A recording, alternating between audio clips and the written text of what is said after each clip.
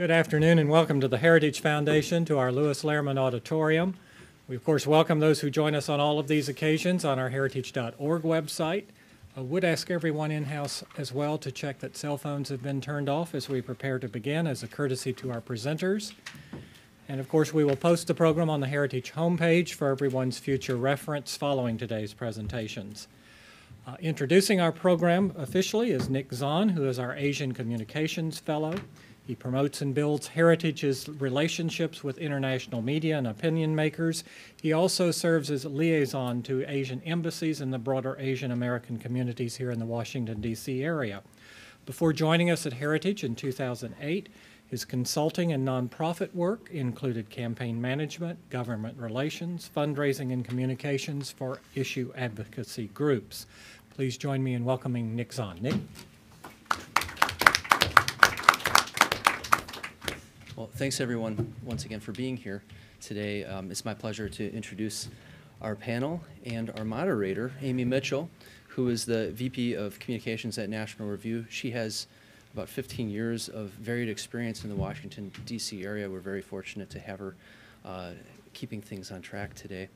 And the panel, Luke Coffey is the Margaret Thatcher Fellow at the Heritage Foundation. He writes in particular on defense and security matters, including the role of NATO and the European Union in transatlantic and Eurasian security. Kevin Williamson is National Review's roving correspondent and the author of The End is Near and It's Going to Be Awesome, among other books. He began his journalism career at the Bombay-based Indian Express Group and was the founding editor of the Philadelphia Evening Bulletin. And then rounding our panel out is Nick Loris, who's an economist at the Heritage Foundation. He focuses on energy, environmental, and regulatory issues as the Herbert and Joyce Morgan Fellow. Prior to Heritage, Nick was at the Koch Charitable Foundation and townhall.com. So with that, I'll turn the proceedings over to Amy. Thank you, Nick. Thank you. And our thanks to Heritage for having National Review here today. We're always delighted to be invited over here. So we're just going to jump right into it with a couple minutes from each of our panelists on current state of affairs as they see it with regard to Russia, Ukraine, and U.S. energy policy. So, Luke, over to you. Thank you. Good afternoon, everyone. Thanks for braving the blizzard that we all experienced this morning. I want to discuss the current situation, the current security situation in eastern Ukraine today. And then I want to just quickly touch on three additional points. The real nature of the thinking in Moscow in regards to Russia's role in the world, what the U.S. and NATO what we are doing and what we're not doing, what we should be doing better, and then finally what to expect in 2015 in eastern Ukraine.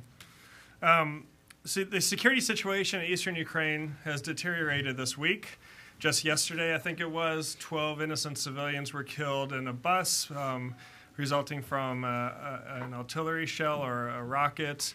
Of course, everyone's pointing fingers on where this originated. If I was in Vegas, my bet would be on the separatists. But of course, they're pointing fingers to other people. We've seen we saw the air traffic control tower at Donetsk airport collapse. There's been extreme fighting at this airport. In some cases, different floors of the airport have been occupied by different sides at different times. So really close hand-to-hand combat at times. And the ceasefire agreement the so-called ceasefire agreement that we saw back in September, it almost seemed that there was some sort of de facto exemption for this airport, because if any place in Ukraine has continued with the fighting, it's been that airport. And all of this just so happens to coincide 1 week after an alleged humanitarian convoy arrived into eastern Ukraine from Russia. And we are starting to see a pattern of upticks in violence and fighting the week after one of these humanitarian convoys comes into the country, which leads one to believe that perhaps more is being transported than blankets, food, water, and medicine into eastern Ukraine. So where are we today? In terms of Russia's thinking and Vladimir Putin's thinking, we commonly hear his behavior and his actions as reverting back to Cold War Russia, that we hear this is Soviet Russia. I've said before on various panels here at the Heritage Foundation and also in my publications, I don't think we're dealing with a Soviet Russia. I think we're dealing with an Imperial Russia. This is how Russia behaved before the 1917 revolution. Vladimir Putin sees himself very much as an imperial leader. He's been prime minister or president, I think, since it was 1999, and he could be in either of those positions for the rest of his life. And he's a very healthy individual, as we know from all of his bare-chested horseback riding pictures. Just as in the 17th and 18th centuries, Imperial Russia thought that they were taking what was already theirs to have, we see the same thing today, but for different reasons. In the 17th and 18th centuries, it was when there was a territorial annexation, especially in Central and Eastern Europe, the justification was normally because Orthodox Christians were being persecuted by Polish Catholics. So Russia was taking what was already theirs to have, protecting the Orthodox community. Now, fast forward 200 years or so, it's not quite about religion anymore, but it's certainly about national identity. So replace the religion aspect with the national identity aspect, and it's been the stated policy of Vladimir Putin's government, all across his government, repeated numerous times, to look after the interests of Russian citizens, ethnic Russians, regardless of where they might live. So in many ways, just as the czars thought they were taking what was already theirs to have in the 17 and 1800s, when Russia intervenes in a neighboring country or annexes a neighboring country today, they're taking or annexing what they really believe is already theirs to have. And Vladimir Putin as an individual has a lot to say for this. He has more in common with Nicholas I than any other Soviet premier that existed during the time of the USSR. Look at the comparison with Nicholas I. Presided over a stagnant economy, crushed political dissent, had territorial expansion in the Caucasus, and in Nicholas I's case, ended it all with a war in Crimea. Sounds pretty familiar today. And now I'll briefly touch on my last 2 points because I know I'm straying beyond a couple of minutes. I'm not able to only speak for 2 minutes, I'm afraid. NATO does need to do more. The U.S. needs to do more. Russia has a strategy, and we have a response to what Russia does. We need a long-term, enduring strategy. The U.S. needs to show a long-term, enduring commitment to collective security in Europe. It's in our interest that we do so. And the idea that you can remove 2 heavy armored brigade combat teams from Europe and then replace it with a rotational battalion, and it's going to achieve the same sort of deterrence effect against Russia is nonsense. And I think a lot of the outcomes from this last NATO summit in Wales in September were very uninspiring and not very creative.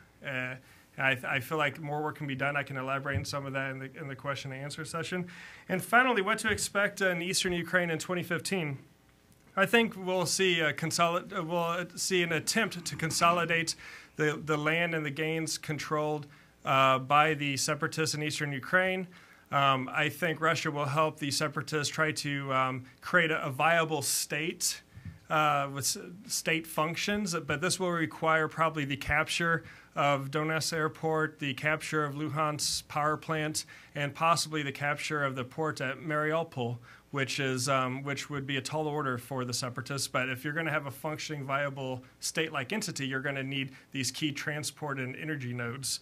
Perhaps a more depressing scenario would be Russia turning its need to have a bridge to Crimea into an action to have a land bridge to Crimea. Right now, it's very expensive for Russia to resupply Crimea because it's not connected to the Russian mainland. It's only connected in Ukraine.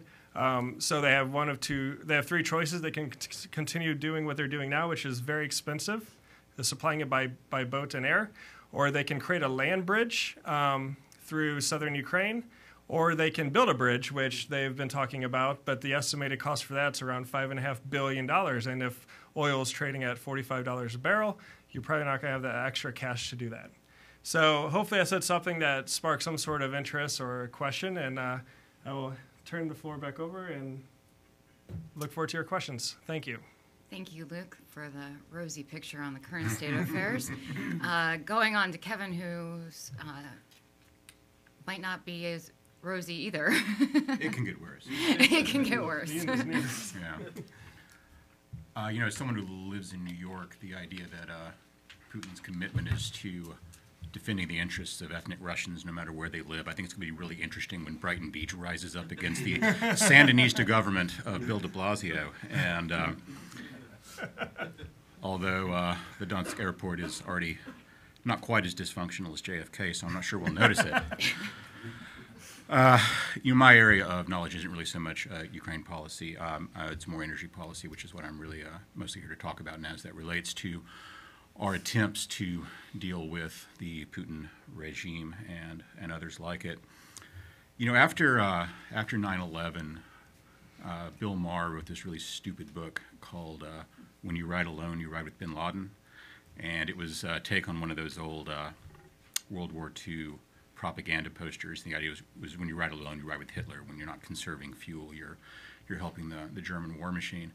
And for about 5.5 minutes after 9/11, we as a country tried to think a little bit about energy policy and what that means to our ability to conduct international relations. And then, as now, we continue to take the wrong lesson from it, precisely the wrong lesson, in fact. So the debate at that time and what we heard at that time was all about trying to curtail American consumption of oil and gas and petroleum and other sources of energy, as though that would somehow interfere with Saudi Arabia and other regimes in the Middle East and their ability to finance various radical imams and extremist networks and that sort of thing. And this is a really kind of deeply stupid way of looking at things if you understand how energy actually works in national economies. So if you look at American production of GDP versus its consumption of energy, in terms of unit of GDP output versus unit of energy consumption, we have one of the most efficient economies in the world. So for China, for instance, to produce $1 million worth of GDP consumes about 5 times as much energy as doing that in the United States. So we have these really sort of primitive and Malthusian ideas about how energy works. So in our debate, we talk as though if we don't burn a ton of coal in the United States, and that's a ton of coal that doesn't get burned in the world. But that, of course, isn't how it works. That just means it's a ton of coal that's going to get burned somewhere else. In some ways, that's going to have worse environmental consequences. If you were to try to make up a fall off in American economic output in China or India, you'd use 5 times as much energy to do that. So our focus in terms of this debate doesn't need to be on consumption, it needs to be on production. And of course, the great expansion of American energy production over the last decade or so with fracking and other developments has been a real game changer in world affairs. It seems to me unlikely that the traditional model that's been sustaining Russia, that sustains Saudi Arabia and some other regimes in the Middle East, and also some really nasty governments like the people in Norway. You really can't trust the Norwegians and the Canadians. That's one of the things that always annoys me. People talk about we can't have foreign oil. I mean, our main foreign supplier is the Canadians, and granted, I don't trust them, but they're not exactly Saudi Arabia or Putin's Russia. But that old model of a single commodity-based extraction economy is really probably doomed. It's difficult and often foolish to try to make specific predictions about how things are going to go in the future, but it seems to me very likely that oil's role as a transportation fuel, at least as a land-based transportation fuel, is probably on the decline and is going to go down further. Once you start to see the emergence of things like autonomous vehicles, not so much for moving people around, but for moving goods around. Moving freight over land is the source of about, half of our national consumption of petroleum-based fuels. So there are things that we could do to certainly strengthen our position, but right now we're doing all the wrong things. New York State has just banned fracking. which is to say they've banned modern techniques for gas extraction. I mean, they've essentially banned the 20th century and now the 21st century and taken us back to the 19th. You know, Andrew Cuomo, who knew he was so conservative. But even that's not really going to satisfy the environmentalists because they're very focused on energy consumption. So after the fracking ban was announced, the New York environmental groups immediately moved on to their next items on their agenda, which is restrictions on pipelines because New York produces most of its electricity with natural gas, and it has to import it from other states because it doesn't produce enough. And there are oil shipping facilities in Albany that they're trying to get restricted or shut down. Restrictions on the use of rail to move energy around. So we're going to have this domestic fight with a very ideological opponent that's very focused on restriction consumption. What we need to be talking about is expanding production, because that's what really gives you a greater position of leverage in these affairs. So the interesting thing about what's been happening with the collapse of the ruble and the general state of the Russian economy is that it is a dramatic illustration that in the 21st century you really can't be a one-horse economy and expect to have a stable political system. It's just not possible. So if there's a source of optimism, it's the countries like these oil emirates in the Middle East and Russia and a few other places are going to have to allow some diversification of their economy, which means they're going to have to adopt some liberalizing reforms, whether they want to or not. Now, the example of China, of course, cautions us that the relationship between economic liberalization and political liberalization is tenuous and can take a long time, but ultimately these things will serve to loosen up those governments and to weaken the hand of autocrats like Putin, and to make it very difficult and expensive for them to engage in a lot of adventuring abroad. I don't think that's something that's going to matter on a 10-year timeline or probably even on a 20-year timeline, but looked at from the truly long view, which is what we should be doing in terms of national policy, they're working on an outdated model, and I think that's going to become more and more obvious as time goes by. Thank you, Kevin. And on to Nick, talking more probably about the U.S. issues that face this crisis. Yeah, that's right. So I focus on U.S. energy policy here at Heritage, so I'll try not to double up too much on what Kevin said. Energy exports has been a big issue for Heritage and Congress over the past few years. And when thinking about it, I'm reminded of one of my principles of econ classes that I had back when I was a freshman in college. And our teacher gave us, each student, a brown paper bag. It didn't have beer in it. It had little trinkets from the dollar store. You had like 3 little trinkets, like bouncy balls, pens, all the little trinkets one finds at a dollar store, and gave that to each student. And she had each of us rate that each trinket based on how much we liked it on a scale of 1 to 10. Once we did that, we went around. She gave us 10 minutes to go around and find out what all the other students got. And if you really liked what you had initially, you could keep it, but you could swap it with other students if you found something, a different trinket that you liked more. And after the 10 minutes was up, she had us rate our newly acquired trinkets, and she had us add up the 3 values from the beginning of the exercise and the 3 values from the end of the exercise, and asked how many people's score went up from the beginning to the end. And inevitably, everybody's hand went up. And it's a simple exercise, but her message was simple, and it's that free trade makes everyone better off. And energy is no exception, although a lot of people view it that way, unfortunately, that we need to keep it locked here, that when prices rise, we're afraid, so we need to keep it locked here. And it's unfortunate that we don't treat any energy like all the other goods and services we trade regularly around the world by having these artificial restrictions on crude oil exports or having this onerous regulatory process for approving liquefied natural gas terminals to export this energy, because it's undoubtedly clear that Europe and many other places around the world would stand to benefit from more energy choices, particularly Ukraine, but a lot of places around the world. And a large objective to achieving that goal is to liberalize our global energy markets, where it's not just the United States providing energy exports, but also places like Qatar, like Australia, these emerging markets that have the capacity to do so. And it's not a silver bullet. And it likely won't have a direct and immediate impact, given that it takes 5 to 7 years to permit these facilities, to engineer them, and to construct them.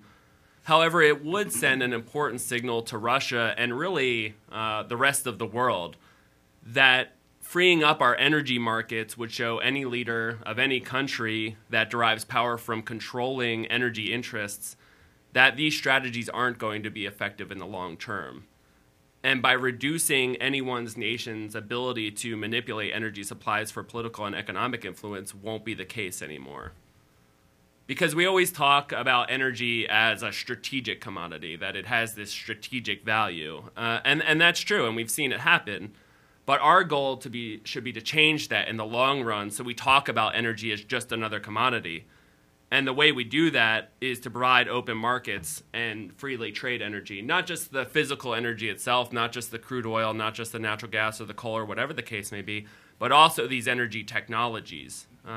It's clear the United States is a huge leader in developing these advanced drilling techniques, the directional drilling, the hydraulic fracturing, and have made tremendous gains, just in the past 7-8 years in both increasing productivity and lowering costs, to the point where a lot of these drillers are going back to old wells and being able to essentially almost re-drill them and refract them to get more oil out. And what the U.S. has done in such a short amount of time is phenomenal. And when you have all these shale oil resources around the world, if we transport these technologies, if we freely trade these technologies and encourage other countries to develop these shale resources too, we've seen U.S. be a global game changer in the energy market. You're really starting to talk about the global energy landscape changing in a relatively short amount of time. And granted, these countries have their own sets of challenges when it comes to extracting this energy. There's political opposition, there's public opposition. There's difference in subsurface mineral rights, which can prevent some countries from exploiting these energy sources. Not to mention there's some geologic challenges with extracting some of these shale resources in places like China that they haven't quite cracked yet. But the potential is undoubtedly there. And obviously there's the other side of this coin, too, that the U.S. benefits tremendously from exporting its energy. As I said in my opening example, everybody wins when with free trade. So when we export our natural gas, when we export our crude oil, we're talking about tens of billions of dollars in export revenue. We're talking about tens of thousands of jobs created, increased economic activity, and more incentive to drill and expand opportunities. Because when you have more market opportunities and you have more market choices, you have that incentive to explore more, to drill more, and to sell your product to more buyers. And doing so, presents, certainly challenges when it comes to changing the law to allow this to move forward in terms of reducing the government's, strangle on our ability to export.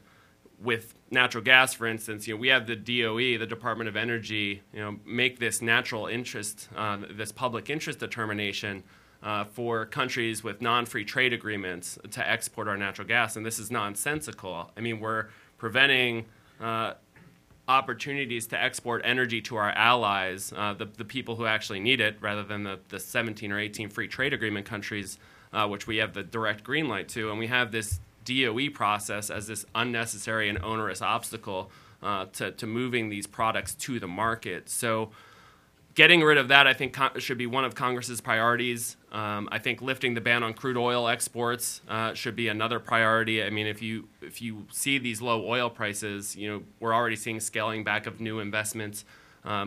Providing more opportunities by lifting the crude ban would prevent some of these wells from shutting in. And the good news, it'll continue to lower gas prices too, and that's been one of the challenges with the crude oil export ban.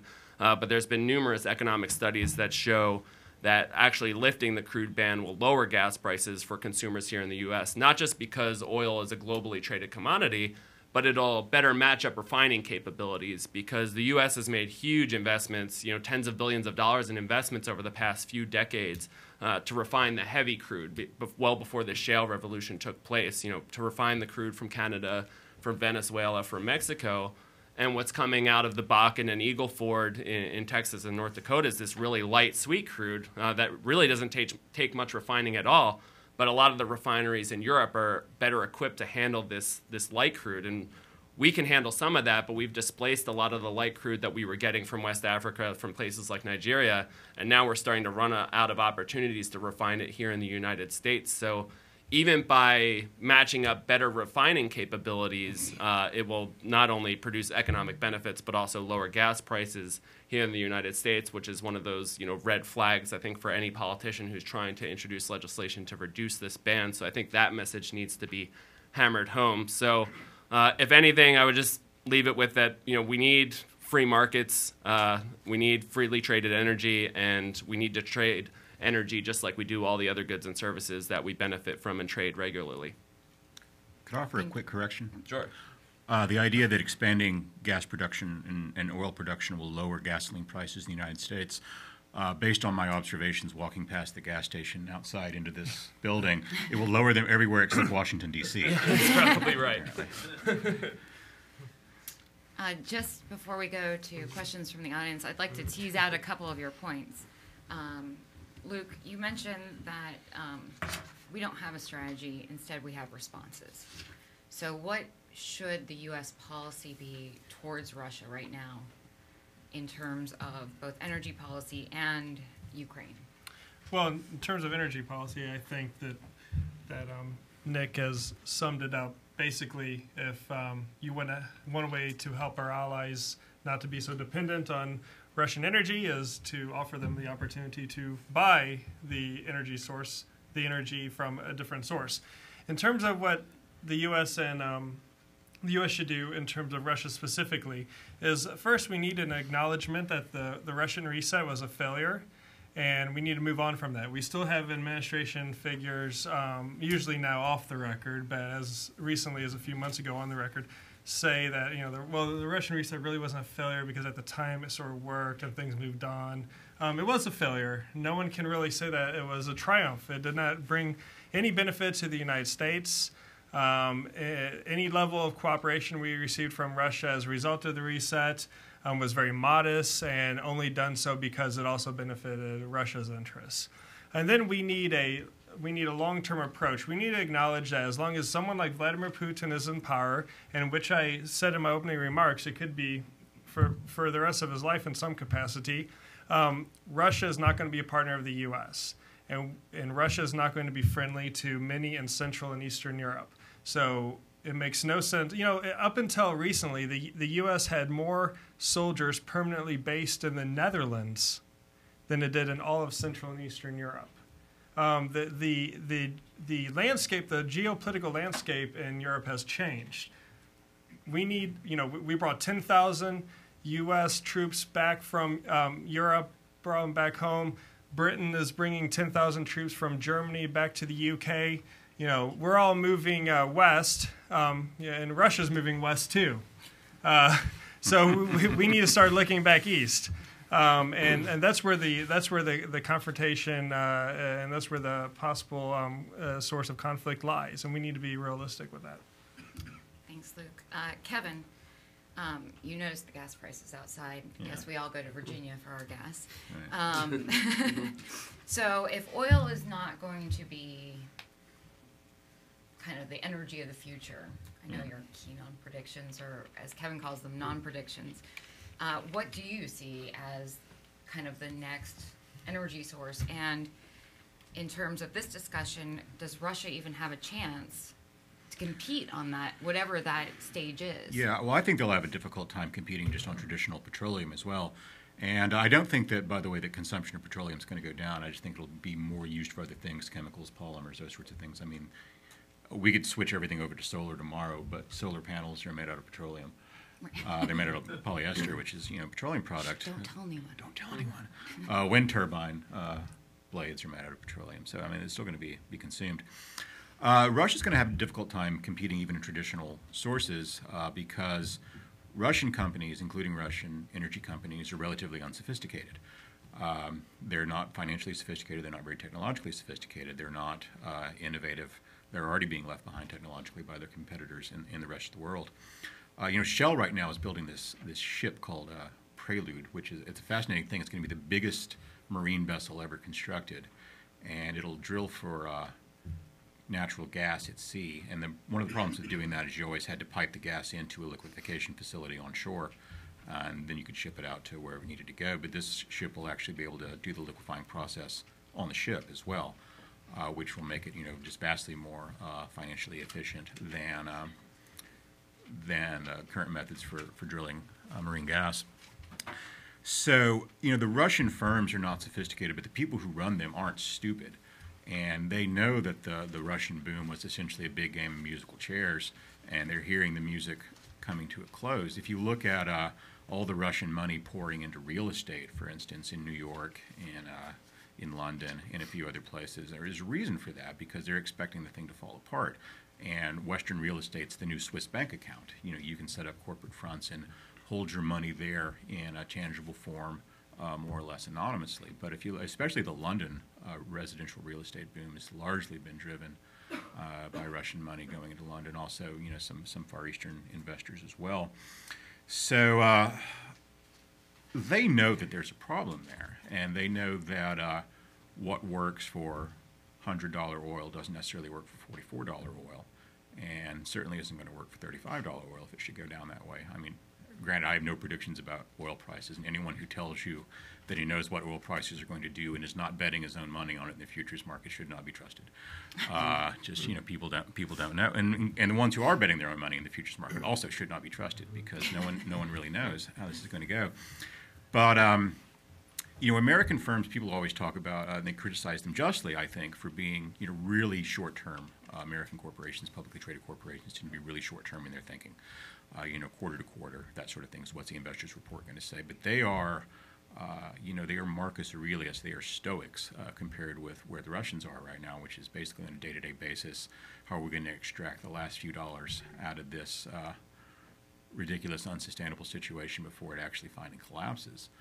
And when those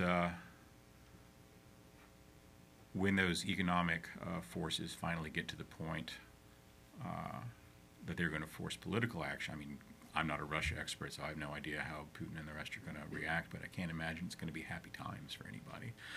And we should certainly be thinking about that. Oh, one thing I did want to mention, you're talking about sources of energy in the future, and I'm sorry if I'm going on too long here, but one of the places where there is cooperation, or at least an opportunity for cooperation, I think, with some of our antagonists on the left and the environmentalists, is that for whatever reason they have a great deal of hostility toward the idea of a heavily centralized electricity grid, and they want to see the grid decentralized in various ways.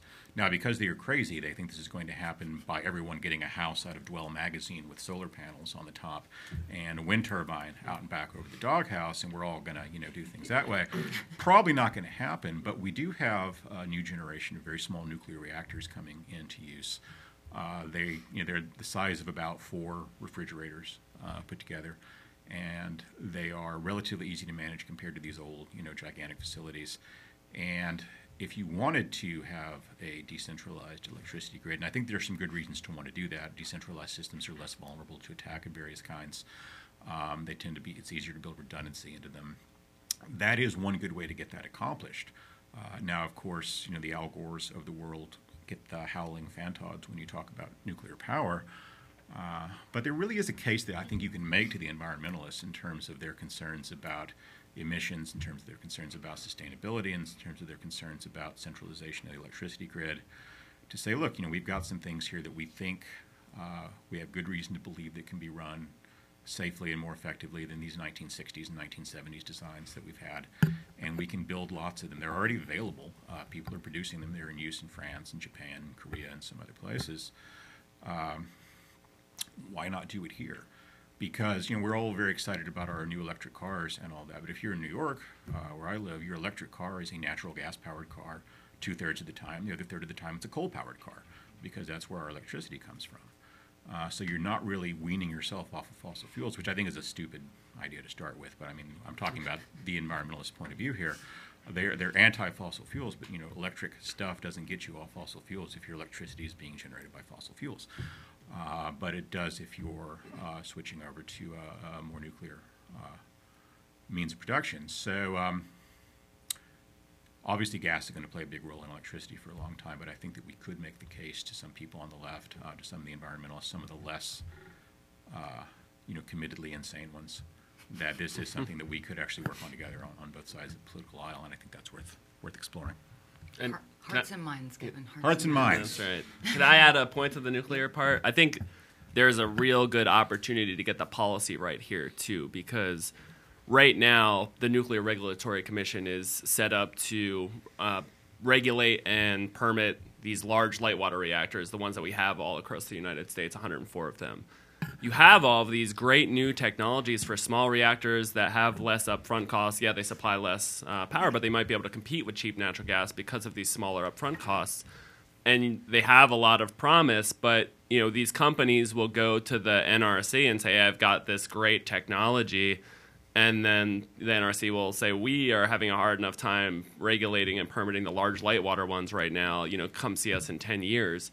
And then all the investment in the small modular reactors just drops out. You can't get someone to invest in something when the regulatory regime takes 10 years. So I think it's an opportunity for Congress to look at NRC's regulatory structure, not just to regulate and to permit the large light water reactors that we have, but also create a system for these smaller modular reactors, because then you're going to have competition within the nuclear sector. And right now, they're intent on maybe getting the next subsidy, getting the next loan guarantee to build the next 3 large light water reactors, and that's fine for them until they get the next set of loan guarantees. If you really want to see a nuclear renaissance or set up the potential for a nuclear renaissance in the United States, get this competition going for competing technologies, you have to set up the upfront regulatory structure to allow that to happen. Well, Nick, I actually wanted to ask you something about that. So Congress just got back and they're busy doing all sorts of things. What would you recommend to them for our policy towards Ukraine to help strengthen Ukraine and secure them? What should Congress be trying to do right now?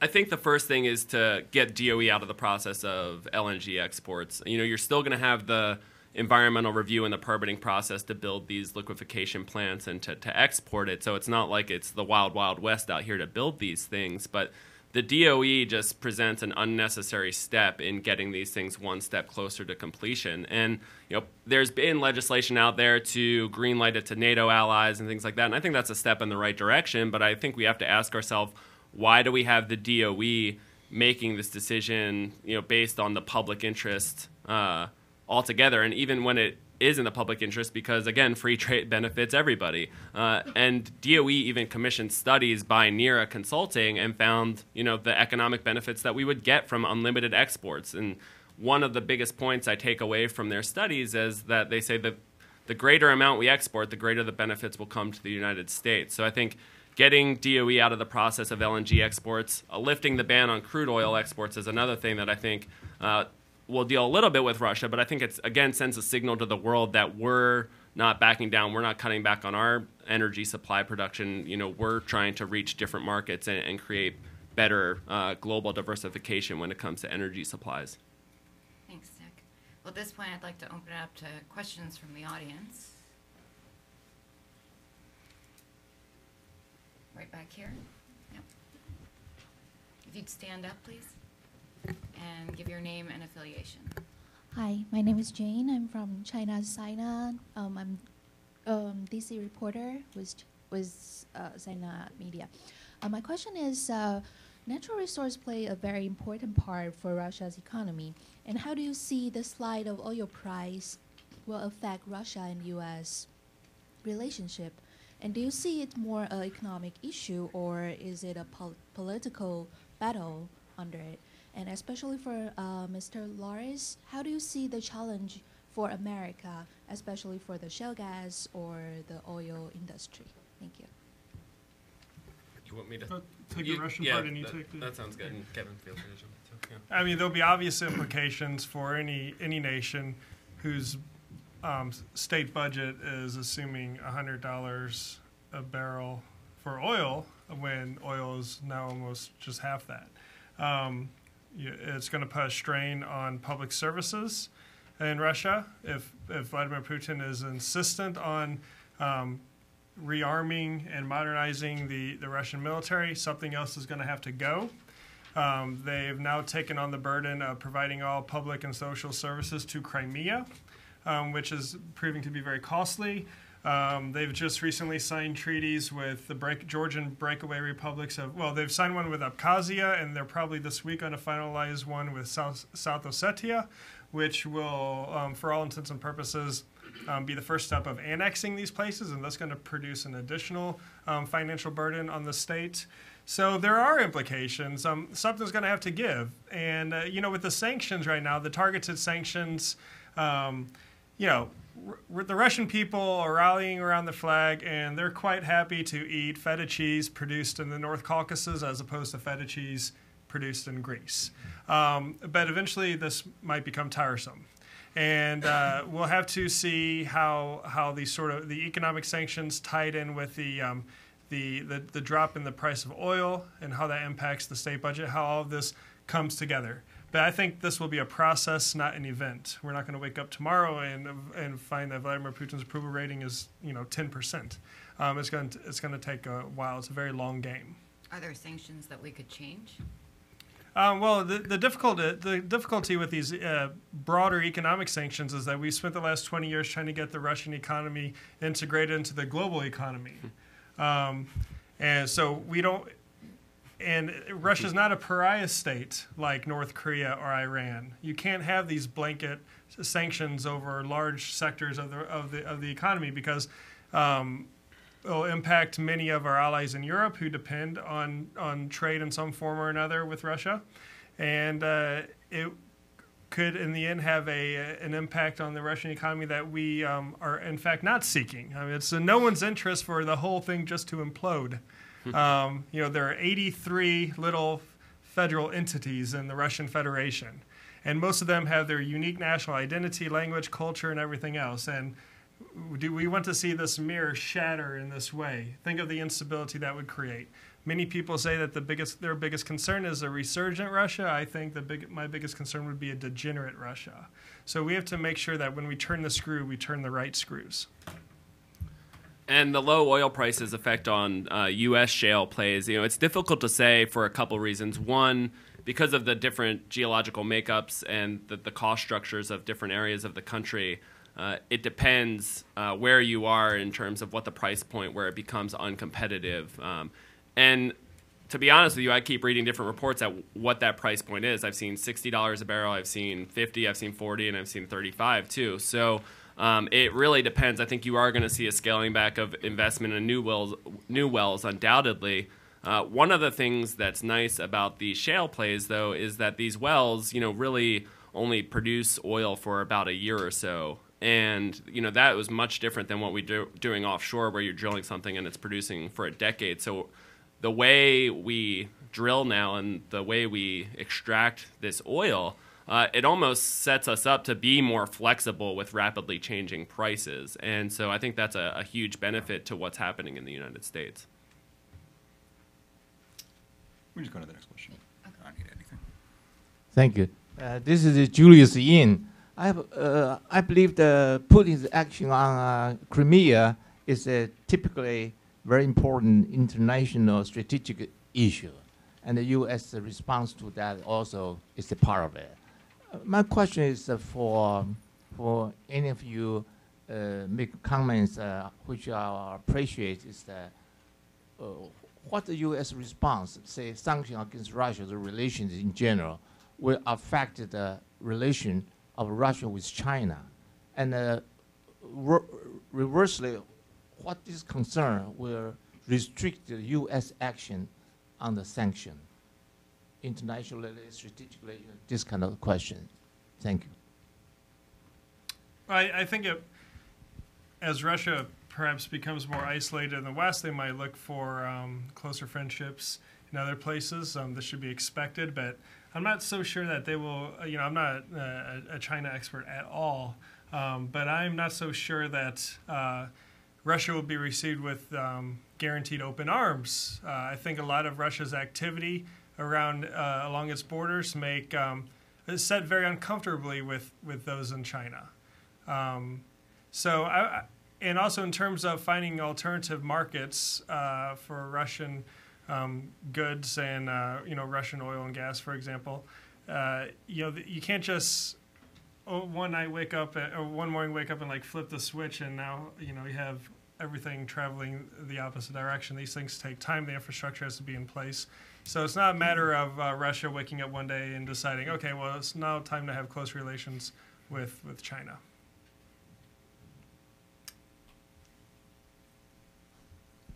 And then we'll go over there. Hi, I'm Natalia Kapusina for Ukrainian broadcasting company Studio 1+1. Russian Minister of Foreign Affairs, Mr. Lavrov, said that Russia is allowed to bring the nuclear weapon to the territory of Crimea. So in this case, what could be the next steps of the United States? Thank you very much. Yeah, I think, well, in Mr. Lavrov's world, in a sense, he's right. I mean, in his world, he thinks that Crimea is Russia's to do whatever they would like. We often hear this concern about moving nuclear weapons to Crimea, or more often to Kaliningrad, which is the Russian enclave between Lithuania and Poland. To me, it doesn't matter if a nuclear weapon's in Kaliningrad or in Crimea, or if it's 300 miles or 400 miles further to the east. It's symbolically it might mean something, but in practical terms, it's still a nuclear weapon. So it's not necessarily from where it's launched; it's where it's landing. That would be my primary concern.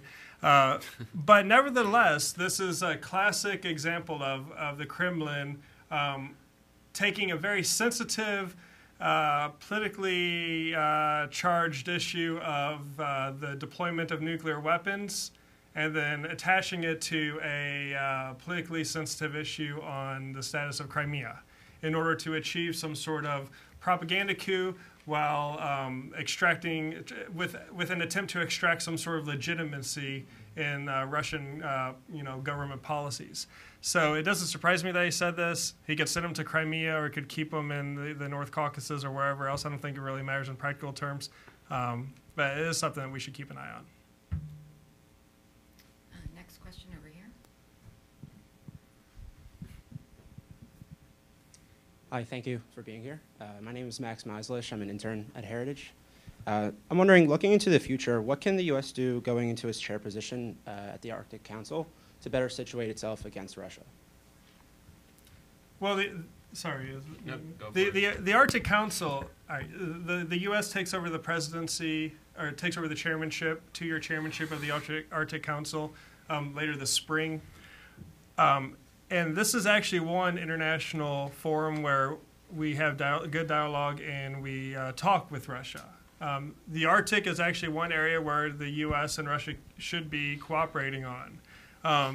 Regardless of what you read in the press, it is an area of low potential for conflict. Russia is taking steps to militarize their region of the Arctic, and there are reasons why they're doing that, and we should be watching this. But right now, there's no high-level threat of conflict with Russia in the Arctic. The biggest concern is being able to provide search and rescue to ships in distress, especially as tourism and natural resource exploitation increases in that region. The Arctic Council, however, is not designed to deal with security issues. It's actually very clear that the Arctic Council is to deal with environmental issues, indigenous people, economic issues, energy issues, oil spill cleanup, this sort of thing, to coordinate those measures. So in terms of how the U.S. can advance its Arctic policies in the Arctic Council against Russia, I would say there's really no need to in the Arctic Council. However, the U.S., I think, needs to energize this debate inside NATO, because right now NATO is divided on the issue. It doesn't have a policy on Arctic security, and that's because Norway wants NATO to have a strong role in Arctic security, and Canada doesn't want NATO anywhere near it. They say it's a sovereign issue that should be dealt with at the nation-state level. So I think you have to have, if you have an alliance that's built around the idea of territorial defense, and part of the territory it's meant to defend just so happens to be above the Arctic Circle, you can't ignore that territory simply because it's above the Arctic Circle. There still needs to be contingency plans to defend it. So I would like to see the U.S. take more of a leadership role inside NATO in terms of Arctic security, not the Arctic Council.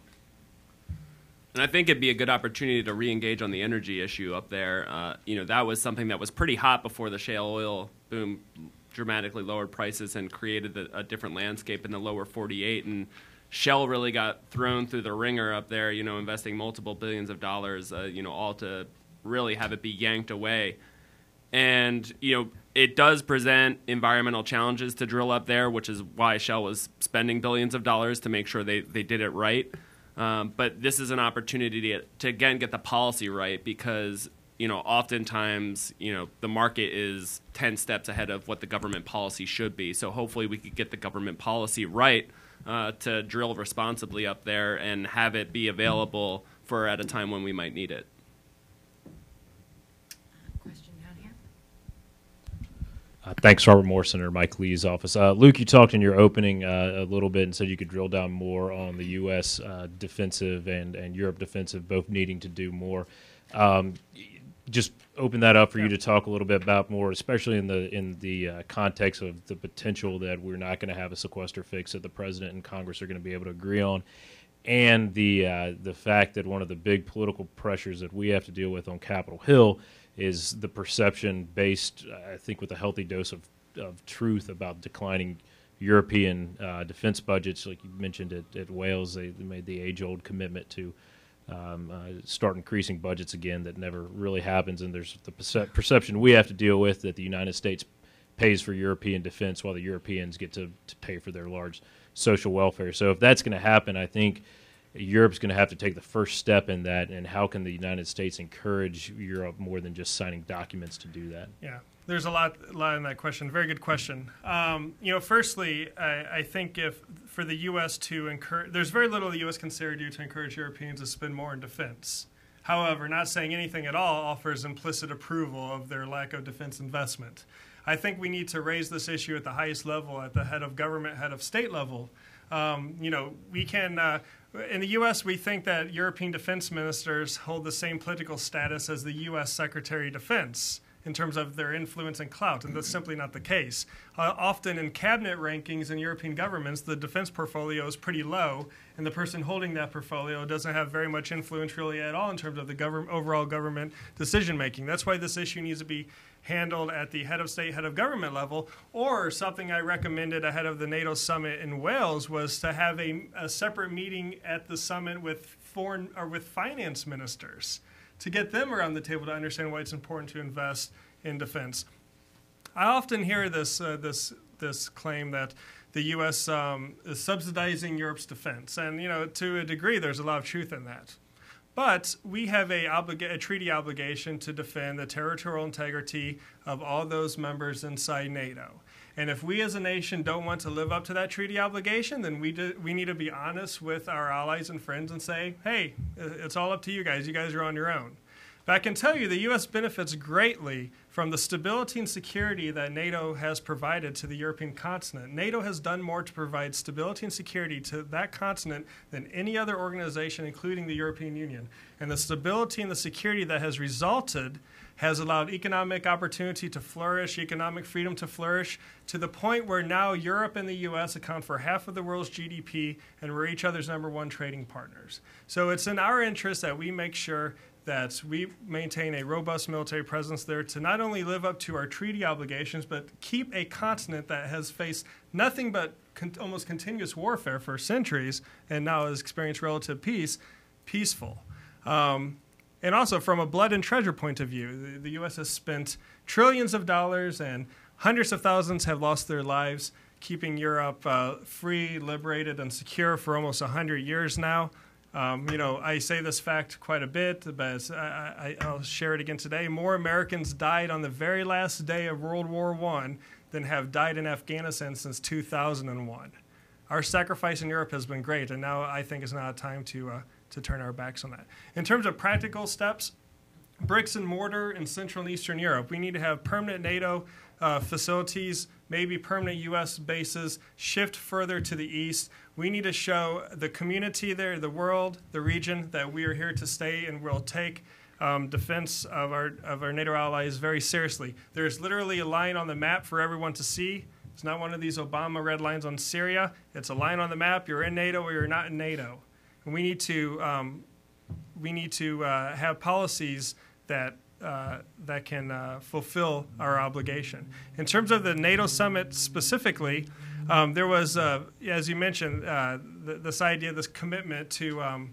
Actually, it wasn't even a commitment. It's too generous of a word, if I may correct you. There was a pledge to increase defense spending to 2% by like 2020 or something like that, which just like kicks into the long grass.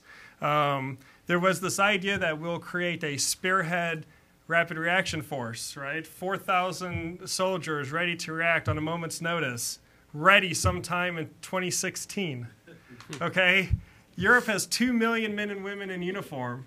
And the headline announcement at the NATO summit was the creation of a 4,000 strong force ready in 2016. And now we're already finding that European countries are having difficulty cobbling together enough troops and money to do this. So we need going back to my original point, a long-term strategy, proper investment, and we need to have a real acknowledgement of where the threat to NATO lies, and that's in the east.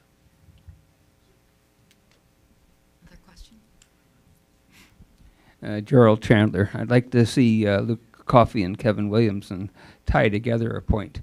Even if if the United States had energy independence, wouldn't we still have to defend the oil shipping lines through the Persian Gulf and so on, because that is part of our defense of Europe and NATO? Well, yeah, obviously you want a Navy.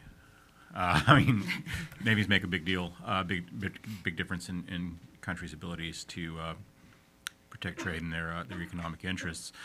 So I personally am of the opinion that we spend far too much money on national defense, and every time I hear my fellow conservatives saying we need to ramp it up to X, Y, or Z share of GDP, I just think it's an absurd way of looking at things. I mean, you don't start with the GDP percentage, you start with the things you actually want to accomplish and figure out what that costs. Sometimes it costs more, sometimes it costs less. I'm sort of a budget guy, and the Pentagon budget is like any other budget. It's full of ridiculous waste, and there are lots of things we could be doing better on that. The military piece of that picture never goes away, and particularly the naval piece of that picture, and that's something that we just need to spend money on. If you look at where the Defense Department is actually spending its money, it's not spending it on things like ships. It spends it on, it's like a public school system. All the money goes into administration, and it's the construction outside, I'm guessing. Don't the Russians are here. And as important as that stuff is, though, I think that right now we're in a position where we are almost uniquely positioned, at least in terms of the last several decades, to figure out what exactly we can do with economic influence at this point. The Russians and the Iranians before them, and the Saudis soon enough, are discovering the reality. There are a lot of countries that produce oil and gas and other sources of energy, and they need to sell that stuff to the world a lot more than the rest of the world needs to buy it from the Russians. There are lots of people you can buy this stuff from. The Chinese are figuring out a similar thing. They have a very export-driven economy, and they need to sell that stuff a lot more than the rest of the world needs to buy it, because they're the people who will step into that marketplace and buy it. So you've got a lot of room to maneuver economically with oil at $45 that you don't have when oil's $150 or $160 or whatever it's getting up to. So while I obviously don't want to shortchange the necessity of having adequate military resources to meet whatever challenges come in the world, because that is a fundamental bedrock source of stability, that seems to me more of a long-term concern. What we can do in the immediate future, I think, is really explore how much we can get done through sanctions and other economic methods, and I don't think we're doing nearly as much as we probably could on that. My name is Lorenzo Bruscaglia. Wait for the mic, yeah. My name is Lorenzo Bruscaglia. I'm an intern at the Commission on Security and Cooperation in Europe. Don't tumbling oil prices do significantly undermine the United States' strategy to curb Russian influence? as much as it damages also directly curbs as much as the prices directly curb Russian influence itself. But the technologies we use are extremely expensive, and regardless of what the price point that make it unsustainable is, well, if we reach that point, don't we lose a significant asset in curbing Russia? Well, I would, if I understand your question correctly, I would say no, because it's Russia that has a state budget dependent on oil trading at $100 a barrel, and not the U.S. And I'm stepping out of my lane and into Nick's lane, and please correct me if I'm wrong, but oil could go down to $20 a barrel. It's not going to negate the fact that our oil and gas deposits in the U.S. are still going to be there. Technology is going to improve. We're going to find more efficient ways of extracting it. And eventually, I know you can't predict the price of oil, but I think it's probably going to go up at some point. And so we're still going to have it, and then we can get it back on track when it becomes profitable again. So I don't think that it limits the America's ability to respond to Russian aggression. Yeah, and the question there is, your level of total exposure. I mean, I don't think there's any price of oil that's low enough that you're going to see blood in the streets of Tulsa. But there probably is a price of oil that's low enough that you're going to see violence and political unrest in Russia and other oil-dependent countries. So again, we have a very, very diversified economy. They don't. We can take a lot of hits on a lot of things in a way that they just simply aren't able to. When you're a one-trick pony, you've got to be really, really good at that trick, and you got to make sure that it's it remains popular, and they're just not in that position anymore. Yeah, and the thing is, I mean, Saudi Arabia they've said multiple times that they're just going to keep pumping oil, and that's because they can produce it at a pretty low cost. OPEC is not a very strong cartel. In fact, you see a lot of its members saying we want to cut back because, to Luke's point, they are dependent on this, and to Kevin's point, they are dependent on their budgets for higher oil prices. So it's really hurting. It's hurting places like Venezuela, like Russia. It's hurting places like Algeria, who said that we want to cut back our production, but but Saudi Arabia can continue to produce, and that's because they know the U.S. would probably fill that gap. So we might cut back on production, but as Luke mentioned, as the price rises, we'll be ready to fill that gap up right again. So I think it just puts us in a better position. And again, that's why I think we need to have open markets to have this supply diversification, because the more we have, the less these countries have the ability to use energy to manipulate the market. Dysfunctional cartels are my favorite kind of cartel. That's right. If the oil industry were run by the American public sector employees unions, oil would be $900. Yeah, that's right. And that's actually a good point. People talk about, when it comes to energy exports, sorry, I'm going to steal the mic for a second. When people talk about energy exports, they talk about America's energy like it's our energy. But we're not Venezuela. We're not Cuba. This isn't our energy. It's these individuals who own the energy, and they should be able to sell it wherever they want, so as long as it doesn't violate any type of national security interest, and it wouldn't. We're selling it to our allies. So I think that's not. We need to get away from this notion that this is America's oil. It's not our oil. It's the private producer's oil. Let's start to wrap this up. I just wanted to finish up with kind of, I guess what we'll call operational outcomes, like, i.e. predictions from each of you. So Kevin, Luke doesn't want to see kind of the shattering of the mirror of the new Russian imperialist regime. But Russians? Of the Russian. But what it looks like it's going to be hard with oil prices falling, with their economy. What does happen to Russia? I mean, how do they not allow this shattering to happen? Yeah, well, that's a challenge that the Russians haven't shown much interest in addressing. Russia is a country that has just very dysfunctional economic institutions, and it has very dysfunctional social institutions attached to those. So the sense of responsibility, either individual or national, that obtains in the United States and Canada and Western Europe and other sorts of places just simply isn't operational there. So the things that that country would have to do to change its economy are also the things it would have to do to basically fundamentally change its society. And there doesn't seem to be any force in Russia that I'm familiar with in the economy, in civil society, certainly not in the governing apparatus, that seems oriented toward doing that. I mean, ultimately all of this is a cooperative effort among people in lots of different countries, and ultimately it's going to fall to us and to the Europeans and various other people around the world to help the Russians get to where they need to be. And we've done this before lots of times with lots of other countries. Our relations with China are not nearly as hostile as they were even 10 years ago. And it hasn't been because we've had really a federal policy that was super intelligent. It's because we do a lot of business together and we try to figure out things, and our interests become aligned. And slow and as gradual and piecemeal and inadequate as reform has been in China, it is happening. We've had very, very hostile relations with other countries over the years that have been worked out largely through trade and the development of mutual interests. And that's really the only way forward I can see in Russia. I mean, it's not in anyone's interest, certainly not in our interests, to have that country go off the rails. I mean, they have a whole lot of nuclear weapons, and that is just not something you want to see go wrong. I mean, psychologically, it's such an important thing. I mean, if you look at North Korea, which is an inconsequential country in every way, you could knock over the regime in Pyongyang with a couple of troops of Boy Scouts if you were really serious about it. Walmart could do this if they put their minds to it, except for the fact that they got a couple of nuclear weapons.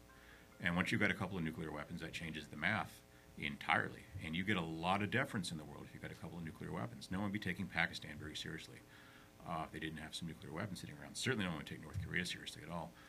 Russia has a great big stockpile of them, and something we have to think about because that's a problem that you can't correct after the fact. If a nuclear weapon goes off, you can't undo it. It's not like it's not like making a diplomatic faux pas and you send a letter and say you're sorry. So a lot of libertarians like myself tend to want to try to ignore these problems out of existence and to disengage or treat everything just as an issue of trade. But there are obviously other things at work there, and it's something we have to be as actively engaged in as we can, with the understanding that the Russians don't want us to be, but we have to do it anyway.